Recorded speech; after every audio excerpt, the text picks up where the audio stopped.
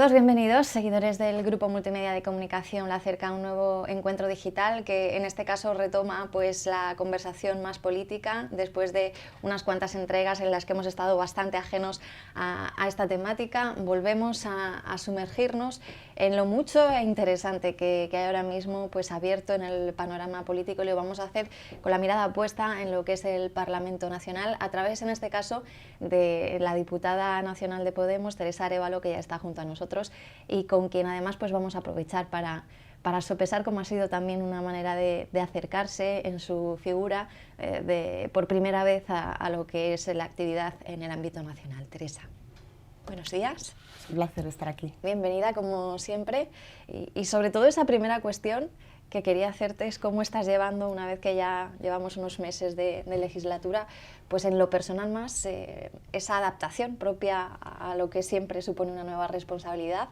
pues en tu caso allí en el hemiciclo como diputada nacional. Bueno, pues como dices, es una adaptación difícil, pero porque no estamos acostumbrados los que venimos de la vida cotidiana, de la gente corriente a esas dinámicas y a esas formas de hacer, pero bueno, sí que es cierto que además también estamos intentando que también nosotros pongamos algo de eso, de las maneras de hacer y de que cambien las formas, que sí que es cierto que en el Parlamento muchas veces parecen anticuadas y un poco, bueno, pues teatralizando lo que es la política, y nosotros queremos que allí se haga política de verdad. ¿Qué es lo que más te ha sorprendido? Te tuteo, perdona por la juventud.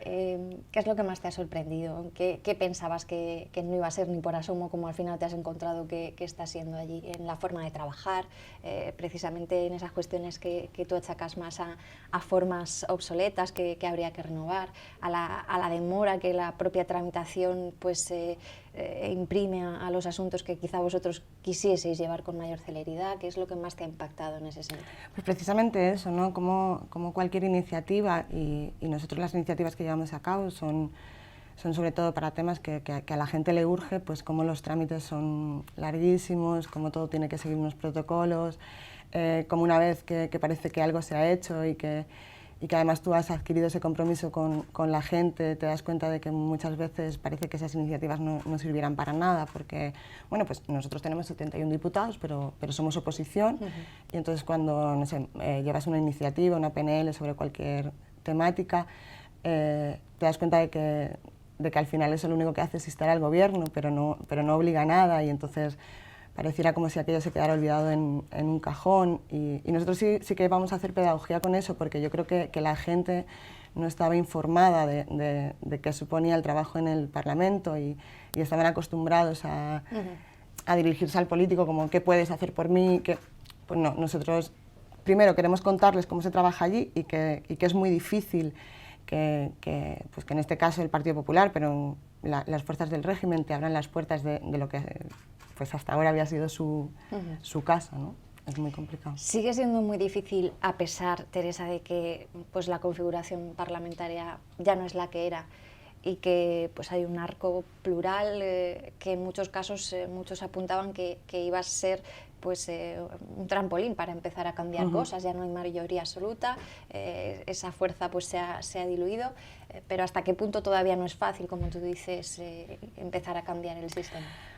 Fíjate que es muy relevante que efectivamente hay 71 personas ahí que representan a fuerzas políticas que antes no estaban, y eso es un avance.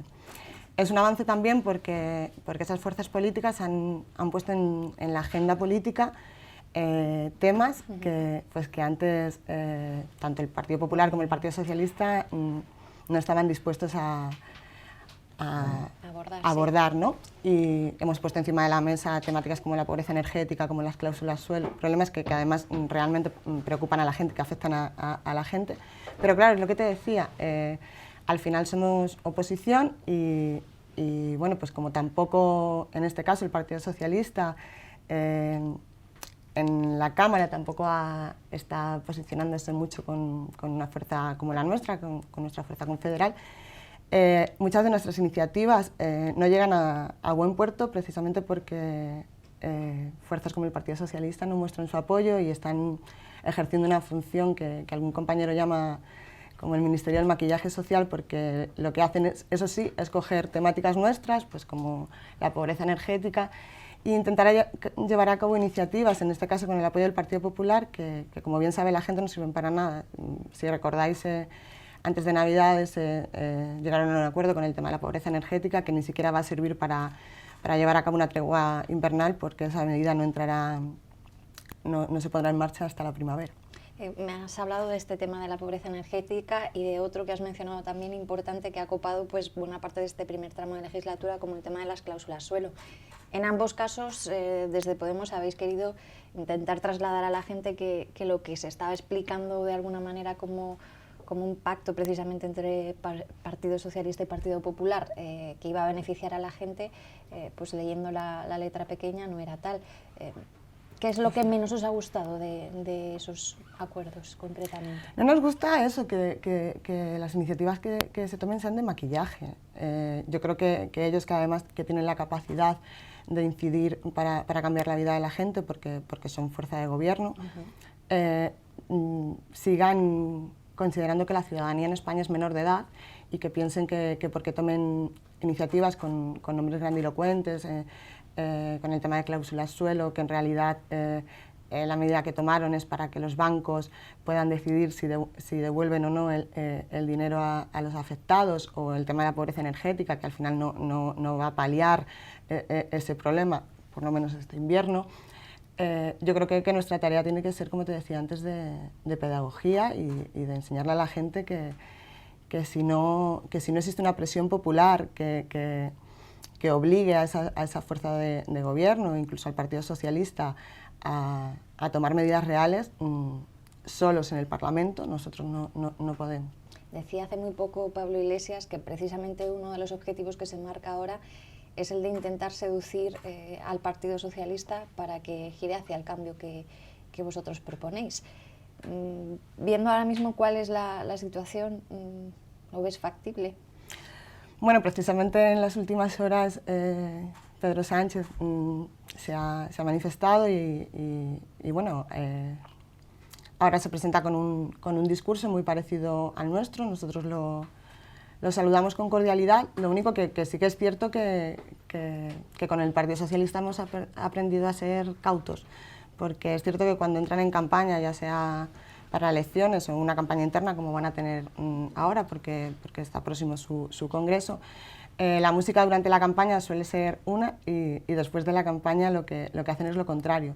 Nosotros saludamos que haya un PSOE que se quiera presentar como nuevo, que se quiera alejar de ese PSOE viejo que tanto tiene que ver con la corrupción o con temas tan feos como los GAL, pero vamos a esperar a que llegue, a que pase la campaña para ver si son coherentes y de verdad lo que plantean lo llevan a cabo. Has nombrado a Pedro Sánchez, imagino que por lo que has dicho lo relacionas con ese PSOE nuevo. El PSOE viejo quizá lo relaciones con la candidata que vendría desde Andalucía y que todavía no ha anunciado si lo será o no finalmente, pero hay otro candidato que ahora sí lo es, Patxi López, y no sé en vuestros comentarios que hagáis a título individual, ¿en qué PSOE lo encasillaríais?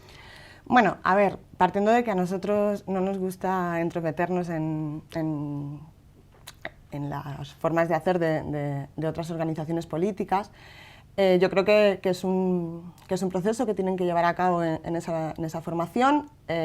Lo que salga, entendemos que debe romper con el pasado del PSOE, sobre todo de este PSOE que decidió no apoyar el cambio en el país y sostener al Partido Popular, que es un partido bueno, pues que no solo es sostenedor del régimen que tanto está haciendo sufrir a nuestra gente, sino que además es un partido que ha entrado en la historia precisamente por ser el primer partido político que sienta en un banquillo, ¿no? Entonces nosotros queremos que el PSOE que salga de ese congreso sea un PSOE que se distancie del Partido Popular. Teresa, ¿en qué medida consideras que en este arranque de legislatura que hemos tenido, por momentos ha habido pues ocasiones en las que la actividad parlamentaria pura y dura, trabajar de cara a la gente, se ha diluido bastante en detrimento de lo que estaba ocurriendo a nivel interno en todos los partidos, porque cada uno, algunos ya, otros a punto están,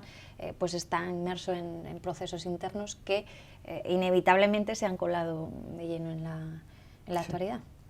Es cierto que llevamos mucho tiempo hablando de los partidos políticos, ¿no? y de sus procesos internos, pero bueno, nosotros acabamos de salir de nuestro proceso y todo lo contrario, lo que estamos es poniéndonos a trabajar para seguir constituyéndonos como herramienta útil para la transformación de este país y para poder ganar al Partido Popular en el 2020.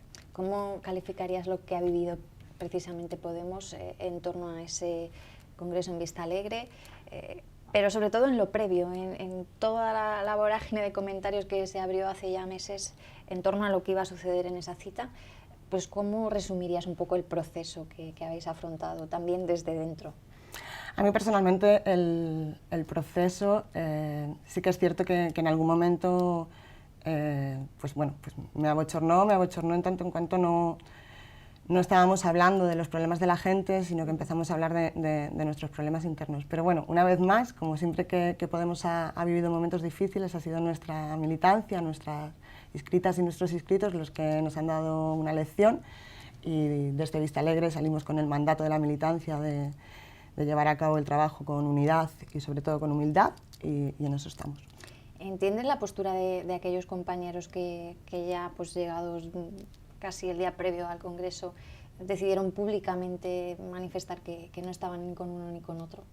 Sí, sí, o sea, ya te digo que yo creo que hubo un momento en el que probablemente el debate se nos fue de las manos, pero tampoco dramatizo. Yo creo que es una muestra también de la nueva política, o sea, que nosotros no tenemos miedo a llevar los debates que nuestros debates sean transparentes y que nuestros debates sean públicos. Tampoco hay que dramatizar, lo único que estábamos haciendo era elegir entre proyectos, elegir entre equipos, y para mí eso no es un drama, es política y es democracia. Has asegurado, y así se podía escuchar perfectamente a través de televisión, cuando se hablaba de lo que sucedía en Vistalegre, de cómo los que allí asistieron pues pidieron pues por encima de cualquier otra cosa unidad. En sucesivos momentos se interrumpían con ese grito.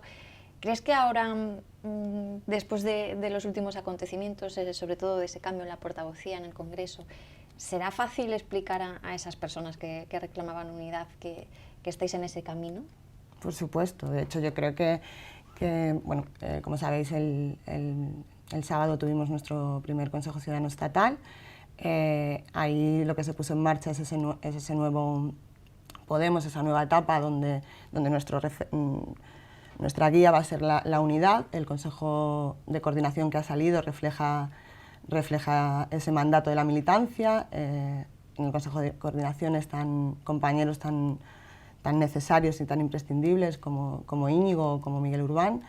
Y bueno, lo que me comentabas de la portavocía en el Congreso, yo creo que también refleja precisamente eso. La militancia nos pidió un Podemos coral, un Podemos donde lo importante no fueran las caras, un Podemos además donde las mujeres empezáramos a tener un papel más relevante, porque el feminismo no son las caras, el feminismo son los hechos, y yo creo que lo estamos poniendo en marcha. Hay gente que se ha tomado esa decisión de que Íñigo Errejón vaya a encabezar la candidatura a la presidencia de Madrid en las siguientes autonómicas, casi con un destierro. Muchos han apuntado a que es el nuevo Siberia, etcétera. También la propia oposición está aprovechando ese discurso pues un poco para arremeter contra Podemos. ¿Hasta qué punto se puede considerar que esta decisión es simplemente pues una decisión de estrategia política de cara a un candidato que se considera fuerte a esa cita? ¿O cómo se aclara a la opinión pública que nada hay que ver con eso y que simplemente...?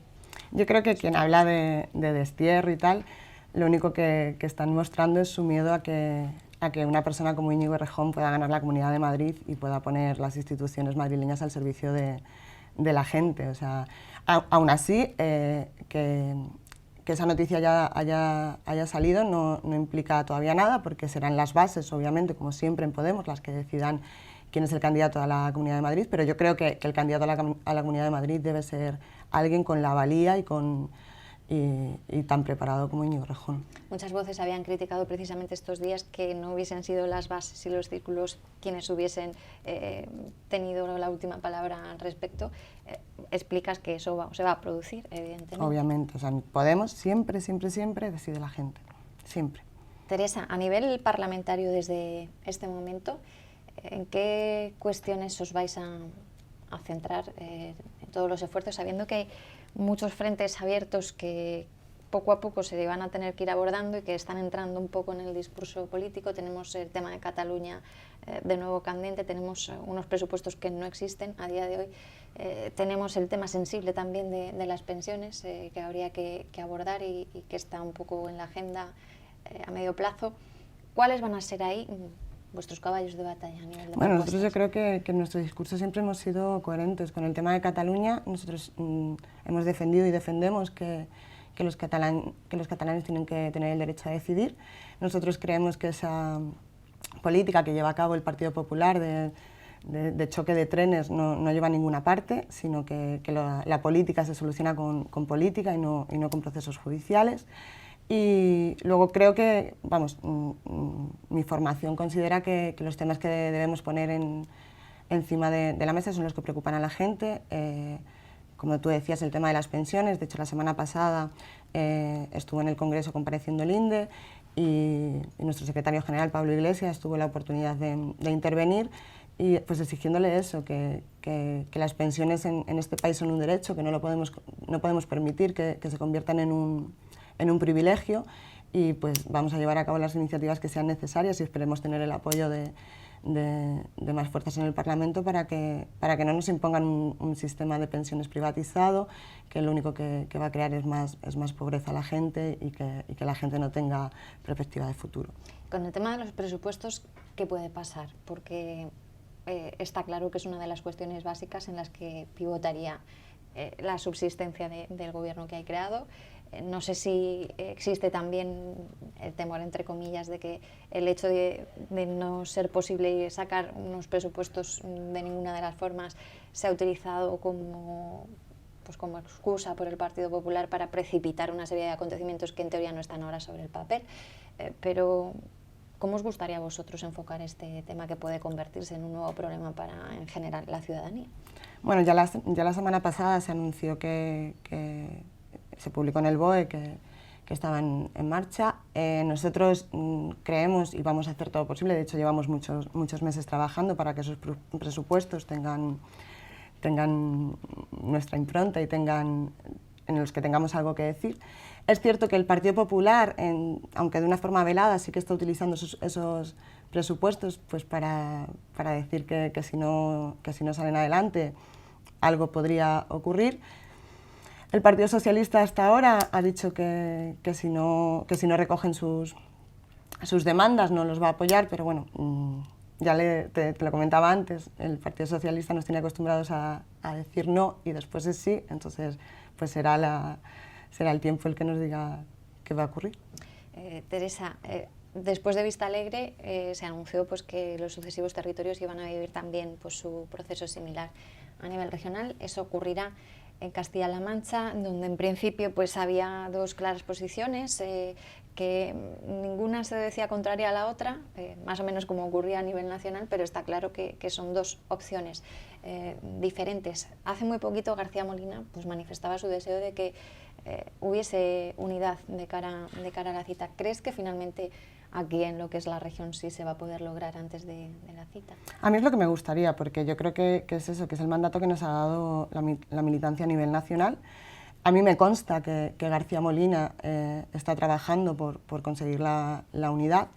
Y aún así, te lo decía antes, no hay que dramatizar por los debates. Yo creo que lo importante en Podemos no son las caras, sino que lo importante es que se dé un debate de proyectos y de equipos que merezca la pena y que sea saludable. Y no tengo ninguna duda de que al final la militancia, también en Castilla-La Mancha, nos dirá cuál es el buen camino. Tú misma señalabas en un determinado momento que, por ejemplo, en Castilla-La Mancha no había oficialmente seguidores en ninguna lista de Íñigo Errejón, por lo tanto, se puede presuponer que hay una unidad más o menos clara en torno a la que era la propuesta de Pablo Iglesias. Muchos se preguntarán, entonces, las opciones aquí, ¿de dónde salen? Si más o menos la figura a la que se sigue y las ideas son esas mismas, ¿dónde sale aquí esa divergencia bueno, de criterios? Yo no dije exactamente que no tuviera seguidores, sino que en la lista de Recuperar la Ilusión no iba ningún castellano manchego. Las opciones que aquí parece que se están valorando, pues la representaría el compañero David Llorente, que bueno, como todos sabéis, pertenece a la corriente de anticapitalistas. Y bueno, pues en torno a eso parece que hay algo, pero ya le digo que a mí no me parece lo importante un debate de caras ni de quiénes son, sino de qué proyectos se van a poner encima de la mesa y que eso es de lo que debe debatir la militancia en Castilla-La Mancha. Estaremos muy pendientes también de lo que ocurra en ese sentido a nivel regional y de todo lo que se pueda seguir caminando pues en temas que, como bien ha dicho en 2 o 3 ocasiones, pues importan a la gente y que son los que pues muchas personas están deseando que se pongan ya sobre la mesa. Un placer, como siempre, conversar y ver cómo está yendo la marcha parlamentaria por Madrid. Pues encantada y un placer para mí también estar aquí. Teresa Arévalo, diputada nacional de Podemos, es la voz visible que nos llega desde el Congreso pues para hablarnos de lo que ha sido un arranque de legislatura atípico, como lo fue también la previa a la legislatura, con más de un año de periplo hasta que por fin hubo un gobierno que está comenzando a andar, aunque eso sí, pues como ella bien ha explicado, pues con una serie de baches debidos a las propias agendas de los partidos que se han tenido que colar de lleno en lo que es la actividad parlamentaria y de muchos asuntos que todavía no se han abordado pues de manera eficaz y que están a la espera de hacerse. Ha sido la intervención de Teresa Arévalo, que ya saben, les invito a ver las veces que deseen y a profundizar en ellas a través de la web de www.lacerca.com. Cuídense mucho, hasta luego.